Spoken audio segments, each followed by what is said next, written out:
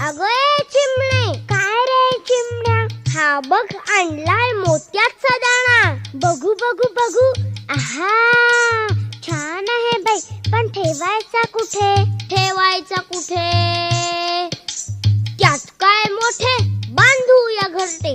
हा, झाडाच्या फांदीवर बांधूया छोटे घर. चला चला लवकर काम करू बरोबर. मी आणते कापूस. मी आणतो काड्या. मी आणते गवत. मी आणतो दोरा. आतमध्ये छानदार कापूस मऊ, कडेने गवत पसरून देऊ. गवताच्या कडेनं काड्या ठेवू, सगळीकडून दोऱ्या.